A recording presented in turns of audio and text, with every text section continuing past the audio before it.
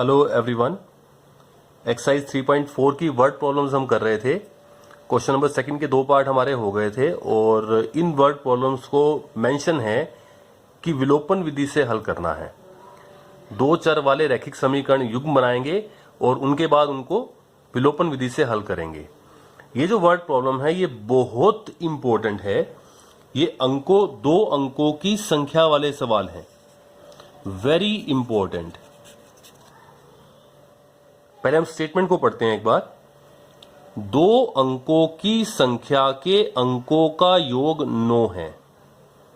दो अंकों की संख्या यानी कि एक इकाई का अंक और एक दहाई का अंक, उनके अंकों को अगर जोड़ दें, हमारे जो अंक हैं वो आपको मालूम रहे कि जो अंक हैं वो आपके 0 से लेकर 9 तक होते हैं और जो सभी संख्याएं हैं वो इन्हीं अंकों से बनती हैं। अंक हैं 0 से लेकर 9 तक, उनके दो अंकों का जोड़ 9 है, यानी इकाई और दहाई के अंकों का योग 9 है। फिर ये पहली शर्त हो जाएगी हमारी। फिर यह कहता है कि इस संख्या का 9 गुना, जो आपकी वास्तविक संख्या है, उस संख्या का 9 गुना, और अगर हम संख्या के अंकों को पलट दें, इकाई का अंक दहाई वाले अंक पर ले जाएं, दहाई वाला अंक इकाई वाले स्थान पर ले आएं, तो इस संख्या का 9 गुना संख्या के अंकों को पलटने से बनी संख्या के 2 गुने के बराबर है। यह दूसरी शर्त है। तो आप वह संख्या ज्ञात करें। बहुत इंपॉर्टेंट तरीका है क्वेश्चन करने का, लेकिन पहले दो अंकों की संख्या हम लिखते कैसे हैं आप ये समझ लीजिए। मान लीजिए मेरे पास कोई भी संख्या है, दो अंकों की संख्या 57। दो अंकों की संख्या क्या होती है? 10 से लेकर 99 तक। तो दो अंकों की कोई संख्या है, एक उसमें इकाई का अंक होगा और एक उसमें दहाई का अंक होगा। यहां पर इकाई का अंक 7 है, दहाई का अंक 5 है। अगर इन अंकों को जोड़ूं तो 12 बनता है। जैसे जो हमारे क्वेश्चन के अंदर संख्या है उसके अंकों का योग 9 है, ऐसे ही इसके अंकों का योग कितना है? 57। ये हमारी संख्या है मान लीजिए। और अगर मैं अंकों को पलट दूं, अंकों को पलटने पर यह संख्या क्या बन जाएगी? वो 57 थी, 7 दहाई पर आ जाएगा, 5 इकाई पर आ जाएगा, तो संख्या क्या बन जाएगी? 75। लेकिन ये संख्या लिखते कैसे हैं? मान लीजिए जो मेरी संख्या वो 57 है, तो जो इकाई का अंक है वो कितना है? बराबरे 7, और दहाई का अंक कितना है? बराबरे 5।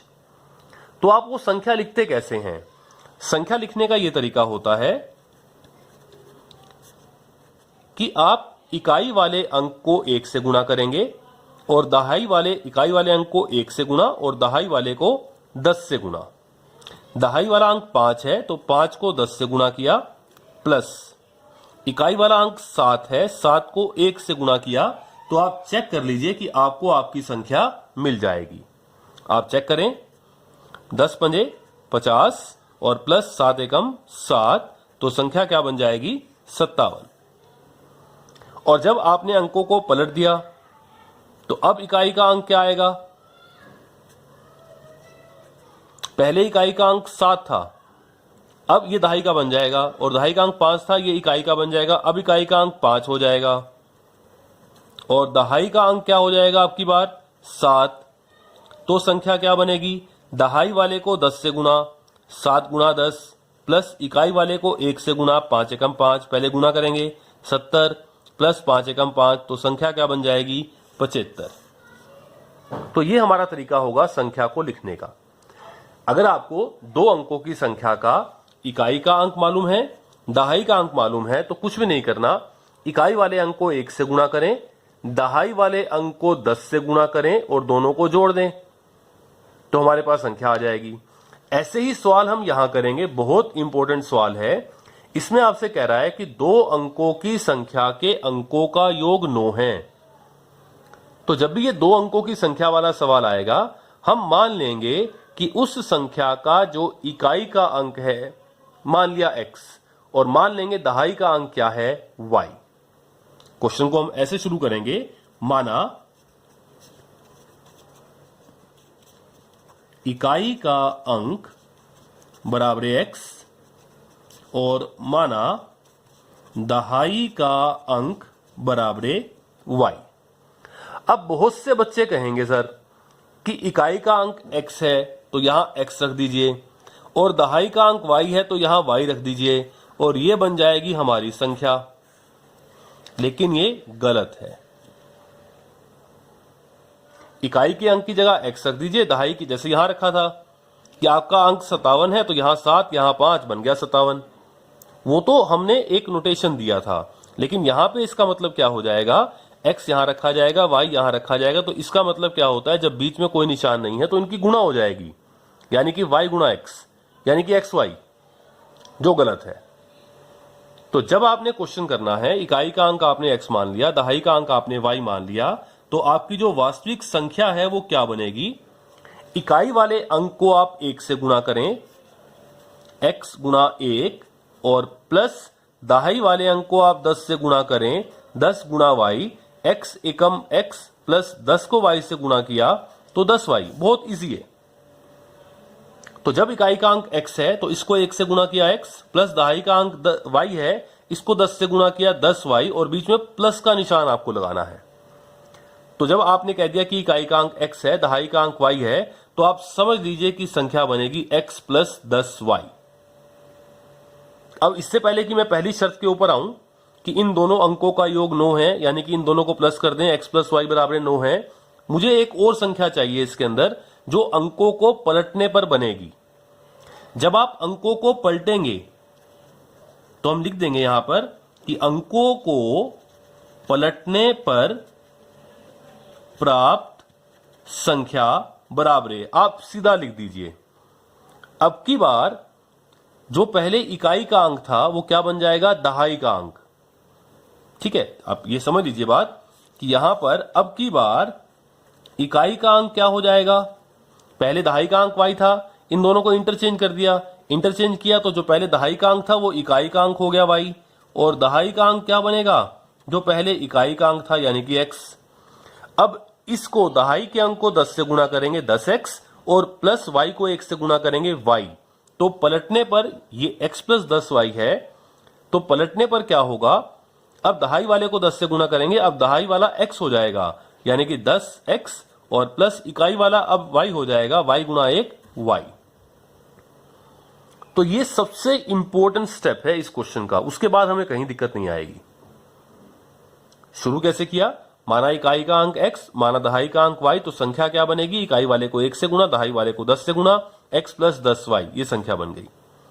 अंकों को पलटेंगे तो आप चाहे तो लिख सकते हैं कि अंकों को पलटने पर आप यहां लिख दीजिएगा, इससे पहले कहीं लिख देना कि अंकों को जब पलटेंगे तो अब इकाई का अंक क्या होगा, जो पहले दहाई का अंक था यानी कि y, और अब दहाई का अंक क्या होगा, जो पहले इकाई का अंक था यानी कि x, और दहाई वाले को 10 से गुणा 10x, और इकाई वाले को 1 से गुणा प्लस y। तो नई संख्या क्या बनेगी, पलटने पर 10x प्लस y, यानी वास्तविक संख्या तो है x प्लस 10y, और अंकों को पलटने पर प्राप्त संख्या क्या हो जाएगी, 10 यहां पर आ जाएगा, 10x प्लस y। अब हम करते हैं दो शर्तें। पहली शर्त के अनुसार, पहली शर्त में क्या कहता है कि दो अंकों की संख्या है जो उसके अंकों को जोड़ दें तो 9 आएगा, यानी इकाई और दहाई के अंकों को जोड़ दें, x प्लस वाई बराबर क्या होगा, 9। इसे मैंने क्या कहा, समीकरण नंबर 1। ये समीकरण नंबर 1 हो गया हमारा। उसके बाद दूसरी शर्त पे आते हैं, वो थोड़ा ध्यान से करना है आपको। दूसरी शर्त के अनुसार क्या होगा, ये कहता है कि इस संख्या का 9 गुना, संख्या क्या है x प्लस 10y, इसका 9 गुना, 9 ब्रैकेट में x प्लस 10y, इस संख्या का 9 गुना किसके बराबर होगा, संख्या के अंकों को पलटने पर प्राप्त संख्या, यानी कि 10x प्लस वाई के 2 गुने के बराबर हो जाएगा। इस संख्या का 9 गुना, यानी वास्तविक संख्या का 9 गुना बराबर हो जाएगा पलटने पर प्राप्त संख्या के 2 गुने के बराबर, 2 गुना इसके। और यहां से हम क्या बनाएंगे, समीकरण नंबर 2 बना देंगे। तो करते हैं सुगुणा, क्या बनेगा, 9x प्लस 9 से अंदर गुणा किया, 9 धाए 90y बराबर 2 से गुणा किया, 20x प्लस 2 से गुना किया 2y। अब x y वाले हैं, नंबर तो कोई नहीं है, या तो इन दोनों को उठा के आप इधर ले आए या इन दोनों को वहां ले जाएं। अब ये 9x है, ये प्लस का 20 है, अगर मैं इसको इधर लेके आऊंगा तो माइनस 20x हो जाएगा। 9 माइनस 20 माइनस 11x बनेगा। हम ऐसे कोशिश करते हैं कि कम से कम x वाला हमारा प्लस का आ जाए, तो बजाय के इसको यहां लाने के मैं इन दोनों को राइट साइड में ले जाता हूं।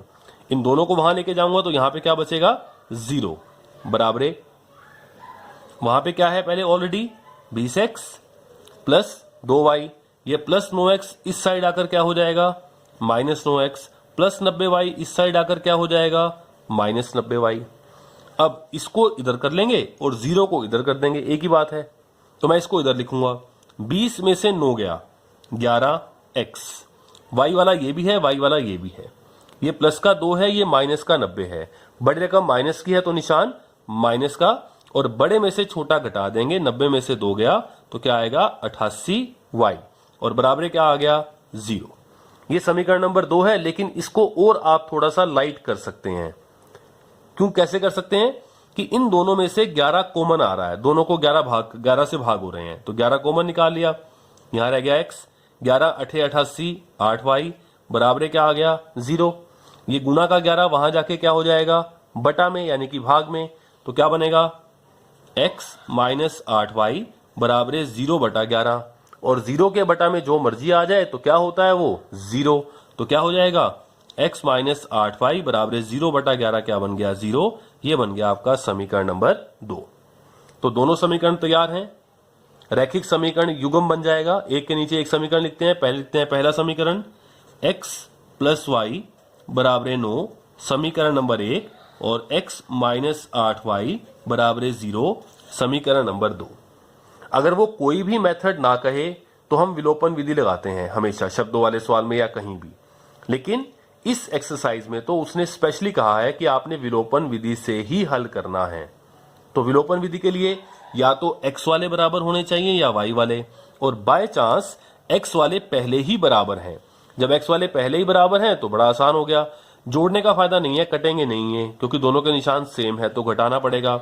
घटाएंगे तो नीचे वाले एक समीकरण के निशान पलट जाएंगे। ये प्लस है तो ये हो गया माइनस, ये माइनस है तो ये हो गया प्लस, प्लस x से minus x cancel, plus 1y plus 8y, 1 और 8 9y बराबर, यहां पे ये माइनस हो गया, 9 माइनस 0 क्या आ जाएगा 9, ये गुना का जो 9 है वहां जाकर भाग में आ जाएगा, तो 9 बटा 9 और 9 एकम 9, तो y का मान क्या आ गया 1। y का मान कहां रखते हैं, समीकरण नंबर 1 में रख देते हैं। y का मान समीकरण नंबर 1 में रखने पर, अब समीकरण नंबर 1 है क्या हमारे पास, समीकरण नंबर 1 है x प्लस वाई बराबर 9, तो यहां लिख देता हूं मैं एक बार x प्लस वाई बराबर 9, और y का मान 1 कर देते हैं, तो x प्लस 1 बराबर 9, प्लस का 1 वहां जाकर माइनस का 1, तो यहां से क्या आ जाएगा x बराबर 8। तो आपका आ चुका है x बराबर 8 और y बराबर 1, लेकिन ये आंसर नहीं है, उसे चाहिए संख्या। और संख्या क्या थी हमारी, संख्या थी हमारी ये x प्लस 10y, तो x और y का मान यहां रखा जाएगा। तो हम लास्ट में लिख देंगे, आप चाहें तो ये लिख सकते हैं पहले कि x का मतलब क्या है, उस संख्या के इकाई का अंक, यानी कि x कितना आ गया 8, उस संख्या का दहाई का अंक क्या आ गया 1, तो संख्या, और संख्या का फॉर्मूला मैंने बनाया था x प्लस 10y, क्योंकि x इकाई का अंक था, ये दहाई का अंक था, x प्लस 10y, इनके मान रख दो, x का मान 8 प्लस 10 गुणा y का मान 1। जब प्लस आ जाए और गुणा आ जाए तो पहले हम गुणा करते हैं, प्लस बाद में करते हैं, तो क्या बनेगा 8 प्लस 10 एकम 10, 10 और 8 18, तो हमारी संख्या आ जाएगी 18। तो पहले क्वेश्चन का हमारा आंसर आ गया 18।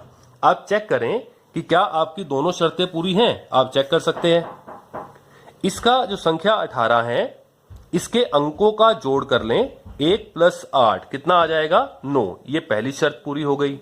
दूसरी शर्त क्या है कि जब आप अंकों को पलटेंगे तो नई संख्या क्या बनेगी 81, और दूसरी शर्त में ये कह रहा था कि इस संख्या का 9 गुना, इस संख्या का 9 गुना, जो वास्तविक संख्या है उसका 9 गुना संख्या के अंकों को पलटने पर प्राप्त संख्या के 2 गुने के बराबर है या नहीं।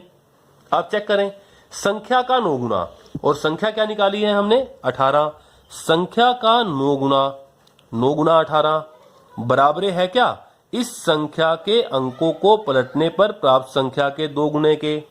आप चेक कर लें, 18 गुना 9 करेंगे तो 162 आता है, और 2 से गुना करेंगे तो भी क्या आता है 162। तो दोनों शर्तें हमारी पूरी हैं, हमारा आंसर आ चुका है संख्या 18, इसके अंकों का योग 9 है, पहली शर्त। और दूसरी शर्त कि इस संख्या का 9 गुना 162 अंकों को पलटने पर प्राप्त संख्या 81 के 2 गुने के बराबर भी है। ये एक तरह से आपका आंसर चेक हो गया। तो ये हुआ हमारा क्वेश्चन नंबर 2 का थर्ड पार्ट। इसके बाद फोर्थ पार्ट देखते हैं। इसके बाद फोर्थ पार्ट है हमारा। फोर्थ पार्ट में हमें क्या कह रहा है स्टेटमेंट में कि मीना 2000 रुपए निकालने के लिए एक बैंक गई। उसने खजांची से 50 रुपए, उसको टोटल लेने हैं 2000 रुपए, उसने खजांची से 50 रुपए और 100 रुपए के नोट देने के लिए कहा। यानी कुल उसने 2000 रुपए लिए, या तो 50 रुपए के नोट हैं या 100 रुपए के नोट हैं, इन दोनों के अलावा और कोई नोट नहीं है। मीना ने कुल 25 नोट प्राप्त किए। बैंक वाले ने उसे टोटल 25 नोट दिए हैं, उसमें कुछ है 50 रुपए वाले, कुछ है 100 रुपए वाले, और उनका जो कुल मूल्य है वो बनता है 2000 रुपए। ज्ञात करें कि उसने 50 रुपए और 100 रुपए के कितने कितने नोट प्राप्त किए। जब आपसे ये कह रहा है कि कितने कितने नोट प्राप्त किए, 50 रुपए के कितने नोट हैं, 100 रुपए के कितने नोट हैं, तो जो निकालना है वही मान लो। हम मान लेंगे कि 50 रुपए के तो लिए हैं उसने एक्स नोट, और 100 रुपए के लिए हैं उसने वाई नोट। तो अपने क्वेश्चन को शुरू करते हैं ये मानकर कि 50 रुपए के एक्स नोट हैं और 100 रुपए के वाई नोट हैं। माना 50 रुपए के नोटों की संख्या बराबर एक्स, और माना हम क्या मान लेंगे 100 रुपए के नोटों की संख्या बराबर वाई। माना 100 रुपए के नोटों की संख्या बराबर वाई। अब पहली शर्त तो बहुत इजी है कि उसने कुल 25 नोट लिए हैं, कुछ 50 रुपए के एक्स नोट और कुछ 100 रुपए के वाई नोट। अगर दोनों की नोटों की संख्या प्लस कर दें तो कुल ये 25 नोट बनते हैं। तो पहली शर्त तो है बहुत इजी, पहली शर्त के अनुसार कुल नोट, ये जो शर्त है ये क्या कहती है कि जो कुल नोट हैं वो 25 हैं, और कुल नोट कितने होंगे मेरे हिसाब से, एक्स 50 रुपए वाले और वाई 100 रुपए वाले नोट हैं, तो कुल नोट हो जाएंगे एक्स प्लस वाई, और ये किसके बराबर है 25 के बराबर। तो ये आ गया हमारा समीकरण नंबर 1, पहली शर्त से पहला समीकरण। एक और शर्त भी है इसके अंदर, एक और शर्त वो पहले थी वास्तव में कि वो कुल 2000 रुपए लेके आई है, यानी इन नोटों का जो कुल मूल्य है, इन नोटों का जो कुल मूल्य है, संख्या नहीं कुल मूल्य, वो कितना बनता है 2000 रुपए। अब मूल्य कैसे निकालते हैं, हम एग्जाम्पल की बात करते हैं। मान लीजिए कि आपके पास 50 रुपए के तो हैं, मान लीजिए 15 नोट, और 100 रुपए के हैं 8 नोट, तो कुल कितने रुपए हुए आपके पास, आप सोच के बताएं। 50 रुपए के 15 नोट, 100 रुपए के 8 नोट, तो आप कहेंगे 100 रुपए के 8 नोट हैं 800 रुपए हो गए, 50 रुपए के 15 नोट हैं, गुना कर दिया 750 रुपए हो गए, 750 और 800 1550 रुपए हो गए। तो इनका जो कुल मूल्य आएगा वो कैसे निकाला जाएगा बराबर, आप क्या करेंगे 15 नोट हैं तो 15 को गुना कर देंगे 50 रुपए के हैं 50 से, प्लस 8 नोट हैं इसको आप गुना कर देंगे 100 से, तो मूल्य आ जाएगा। और कैसे आएगा, पहले गुना करनी है बाद में ये प्लस करना है, तो इसको गुना करेंगे 750 प्लस 800, तो कुल मूल्य कितना आ जाएगा 1550 रुपए। ऐसा ही हम यहां पे करेंगे, तो हम क्या कहेंगे दूसरी शर्त के अनुसार, इससे कोई फर्क नहीं पड़ता कि आप पहली शर्त किसे कह रहे हैं दूसरी शर्त किसे कह रहे हैं, और यहां मैं ब्रैकेट में मेंशन करता हूं कि दूसरी शर्त है क्या कि जो कुल मूल्य है इन नोटों का वो 2000 रुपए है। अब 50 रुपए के नोट कितने हैं? x। तो आप x को 50 से गुना कर दें, 50x रुपए हो जाएंगे। अगर यहां 2 नोट होते तो 50 दूनी 100 रुपए होते। अगर यहां 8 नोट होते तो 50 गुना 8 400 रुपए होते। अब यहां पे x नोट हैं तो इनका मूल्य क्या बनेगा? 50 गुना x यानी कि 50x। 100 रुपए के y नोट हैं तो इनका मूल्य क्या बनेगा? 100 गुना y। अगर ये 9 नोट होते या 8 नोट होते तो 100 गुना 8 800 रुपए हो जाते। तो y नोटों का मूल्य क्या बनेगा? 100 रुपए के y नोटों का मूल्य 100 गुना y 100y। और दोनों को प्लस कर दें तो इनका कुल मूल्य कितना आ रहा है? 2000 रुपए। ये बन गया आपका समीकरण नंबर 2। लेकिन आप थोड़ा सा इसको भी सिंप्लीफाई कर सकते हैं कि 50 इसको भाग भी कर रहा है, इसको भी और इसको भी भाग कर रहा है। तो मैं लेफ्ट साइड में से 50 कॉमन ले रहा हूं, राइट में से नहीं, सिर्फ लेफ्ट में से 50 कॉमन निकाल लेते हैं। तो क्या आएगा? x रह गया, 50 दूनी 100 तो 2y बराबर 2000। तो ऐसे का ऐसे, ये गुना का 50 नीचे आके भाग में हो जाएगा। तो x प्लस 2y बराबर 2000 और बटा में क्या आ जाएगा? 50। ये 0 से 0 कैंसल, 5 चौके 20 और ये क्या आ गया? 0। तो मेरे पास दूसरा समीकरण आ गया x प्लस 2y बराबर 40। ये समीकरण नंबर 2। इसके बाद तो हमें विलोपन विधि से हल करना है। एक के नीचे एक समीकरण लिखते हैं और हल कर देंगे। या तो x वाले बराबर बनाएंगे या y वाले, और अगर पहले से बराबर होंगे तो हमारे लिए और भी इजी हो जाएगा। तो मैं लिखता हूं पहले पहला समीकरण। पहला समीकरण है मेरे पास x प्लस वाई बराबर 25, समीकरण नंबर 1। और दूसरा समीकरण है x प्लस 2y बराबर 40, समीकरण नंबर 2। और हम इसको किससे हल कर रहे हैं? हम इसको हल कर रहे हैं विलोपन विधि से। मेंशन है, और पेपर में अगर कुछ भी मेंशन ना आए, आपकी मर्जी हो, तो भी विलोपन विधि करनी है, सबसे आसान तरीका होता है। अब या तो x वाले बराबर करेंगे या y वाले। y वाले तो बराबर नहीं है, लेकिन x वाले पहले बराबर है, एक एक है, लेकिन निशान सेम है, अपोजिट नहीं है। तो पहले इनके निशानों को अपोजिट किया जाएगा। कैसे करेंगे? घटा देंगे, जोड़ने का फायदा नहीं है। तो समीकरण नंबर 1 में से समीकरण नंबर 2 को घटाएंगे तो नीचे वाले समीकरण के निशान पलट जाएंगे। ये तीनों प्लस के हैं, तीनों माइनस के हो जाएंगे। ये माइनस, ये माइनस, ये माइनस, ये प्लस x और ये माइनस x कैंसिल हो गया। प्लस 1 में से 2 घटाएंगे। जब 1 माइनस 2 आप करेंगे तो बड़ी रकम माइनस की है तो निशान माइनस का, और बड़े में से छोटा घटाएंगे तो 1, तो माइनस 1 आएगा। 2 में से 1 घटाना हो तो 1 आएगा, 1 में से 2 घटाना हो 1 माइनस 2 तो माइनस 1 आएगा, माइनस 1y। 1 लिखने की जरूरत नहीं है, सिर्फ माइनस y कह दें। ऐसे यहां पर 25 माइनस 40, फिर बड़ी रकम माइनस की है तो निशान माइनस का, 40 में से 25 गया 15, ये माइनस से माइनस कैंसिल, तो y बराबर क्या आ जाएगा? 15।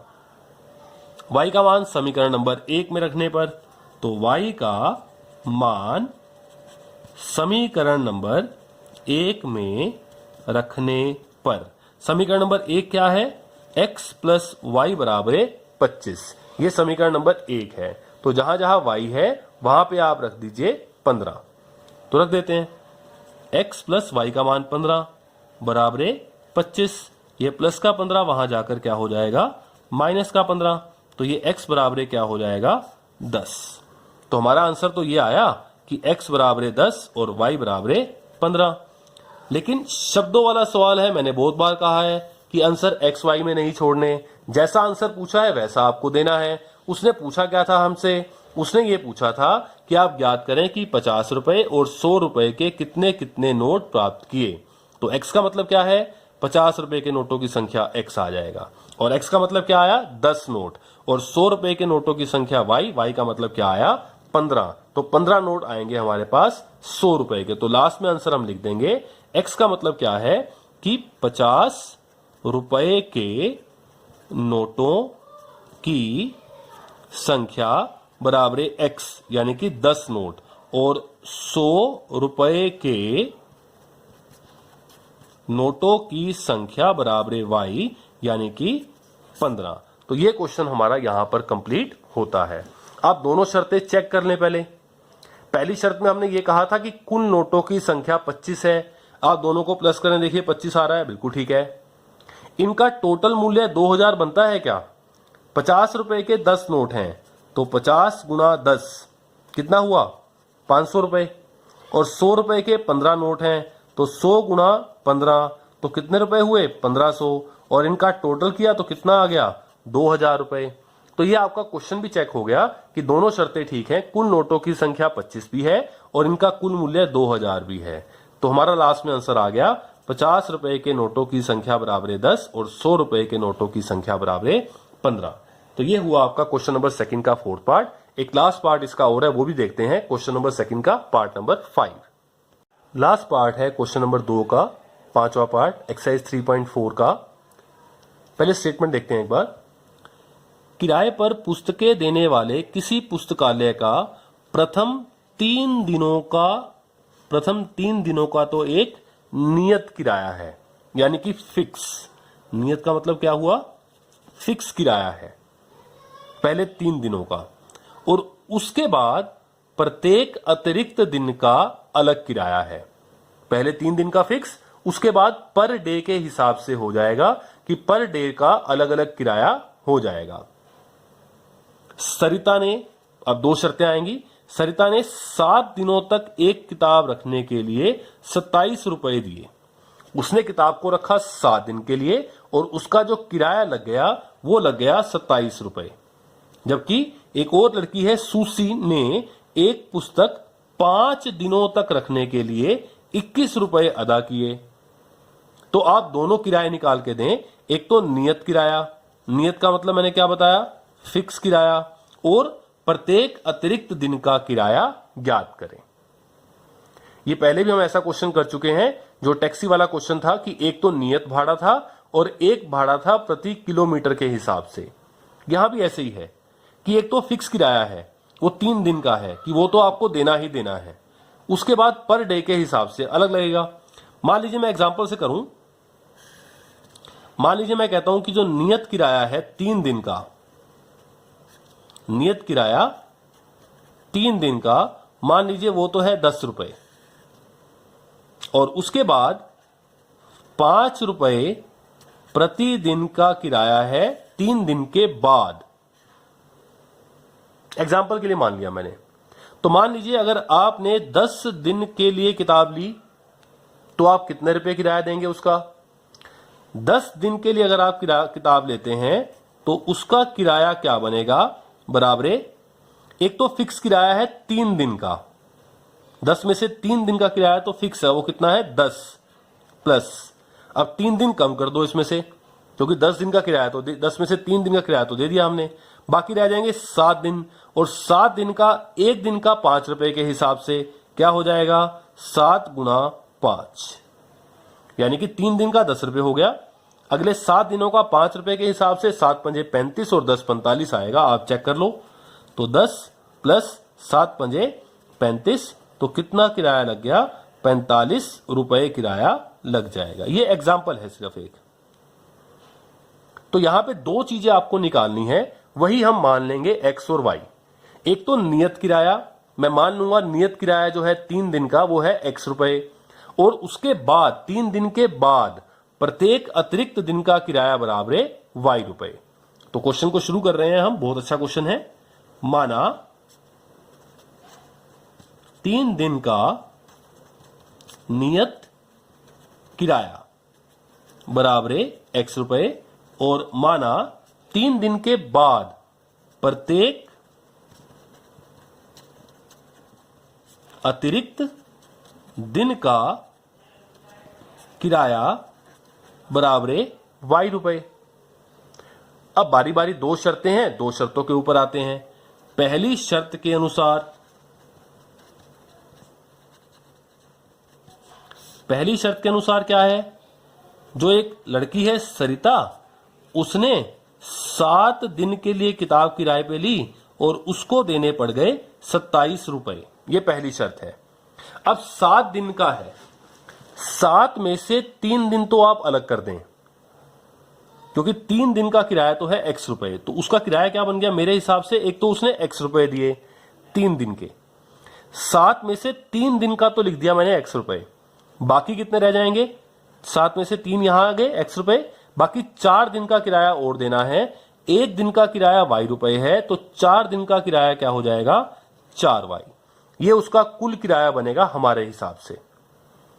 7 में से 3 दिन का किराया तो x रुपए हो गया, मैंने x कह दिया, प्लस बाकी रह गए 4 दिन, 1 दिन का किराया y, तो 4 दिन का 4y, तो x प्लस 4y, और कुल उसने दिए कितने बराबरे? 27 रुपए। ये आ गया पहली शर्त से पहला समीकरण, समीकरण नंबर 1।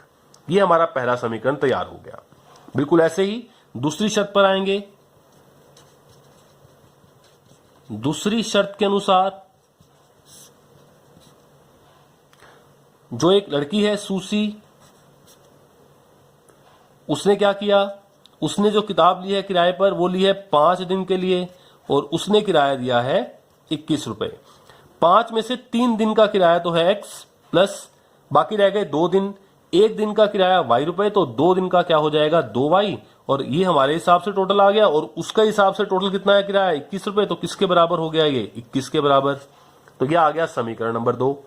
2 समीकरण तैयार हैं, एक के नीचे एक लिखते हैं, और विलोपन विधि से हल करना है तो हल कर देंगे, या तो x वाले बराबर बनाएंगे या y वाले अगर पहले बराबर हो जाएंगे तो हमें बहुत आसानी हो जाएगी। तो 2 समीकरण लिख देते हैं एक के नीचे एक। समीकरण नंबर 1 क्या है हमारे पास? ये रहा, x प्लस 4y बराबर 27। समीकरण नंबर 1, x प्लस 2y बराबर 21। समीकरण नंबर 2।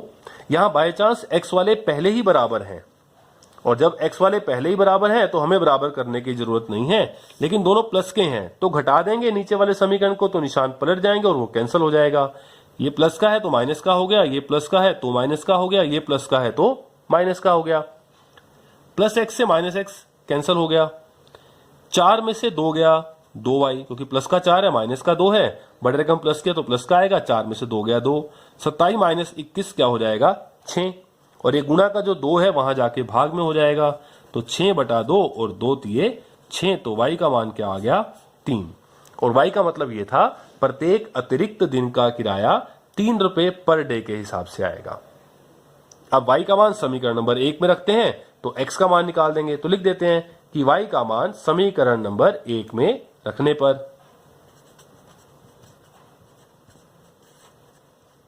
y का मान समीकरण नंबर 1 में रखने पर, समीकरण नंबर 1 क्या है? x प्लस 4y बराबर 27, तो x प्लस 4 और ब्रैकेट में y का मान 3 बराबर 27, तो x प्लस 4 तिये 12 बराबर 27, तो x बराबर प्लस का 12 वहां जाकर माइनस का 12, तो x बराबर क्या आ जाएगा? 15। तो हमारा आंसर आ चुका है, जो हमने x निकाला वो क्या आया? x बराबर 15 और y बराबर 3। लेकिन इनका मतलब क्या है? शब्दों का सवाल है, मैं बहुत बार बात कह चुका हूं कि आपको आंसर भी शब्दों में ही देना है। तो मतलब लिखेंगे, x का मतलब क्या था? नियत किराया 3 दिन का, तो हमारा आंसर आया 3 दिन का नियत किराया। जो फिक्स किराया है वो कितना है? 15 रुपए। और उसके बाद प्रत्येक अतिरिक्त दिन का किराया y यानी कि 3 रुपए। तो दूसरा आंसर क्या आया? प्रत्येक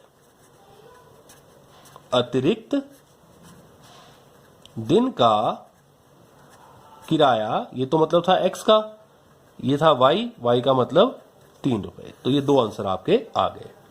आप चाहें तो अपना आंसर चेक कर सकते हैं। पहली शर्त क्या कह रहा था? पहली शर्त में उसने ये कहा था कि 7 दिन का किराया 27 रुपए। आप निकालना देख के कि क्या 7 दिन का किराया आता है 27 रुपए। कैसे निकालेंगे?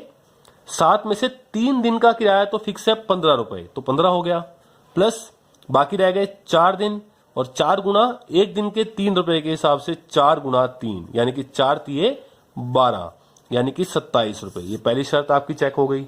और दूसरी शर्त क्या थी कि 5 दिन का किराया 21 रुपए आता है क्या? ये भी चेक कर लीजिए कि 5 दिन का किराया भी निकाल देते हैं और चेक करते हैं 21 आता है क्या। कैसे निकालेंगे? 3 दिन का तो फिक्स है कितना? 15 रुपए। बाकी रह गए 2 दिन, तो 2 गुना प्रत्येक अतिरिक्त दिन का 3 रुपए है, तो क्या बनेगा? 15 प्लस 2 तिये 6, और ये कितना आ गया? 21। तो बिल्कुल ठीक है। दोनों शर्तें आपने चेक कर ली, तो यहां से आपकी ये जो सवाल था ये आपको मालूम पड़ गया कि आपने जो सवाल किया है वो ठीक भी किया है। तो ये क्वेश्चन नंबर 2 का पार्ट नंबर 5 सारी वर्ड प्रॉब्लम्स एक्सरसाइज 3.4 की यहां कंप्लीट होती है और एक्सरसाइज 3.4 भी कंप्लीट होती है, जिसमें हमने सीखी है विलोपन विधि। इसके बाद अगली एक्सरसाइज आएगी 3.5, जिसमें हम एक और मेथड सीखेंगे बीज गणितीय विधि रैखिक समीकरण युग्म को हल करने की, और वो लास्ट विधि होगी हमारी, उसे कहते हैं वज्र गुणन विधि, वो भी सीखेंगे। वो 3.5 एक्सरसाइज में। तो अब ये 3.4 आपकी कंप्लीट हो गई।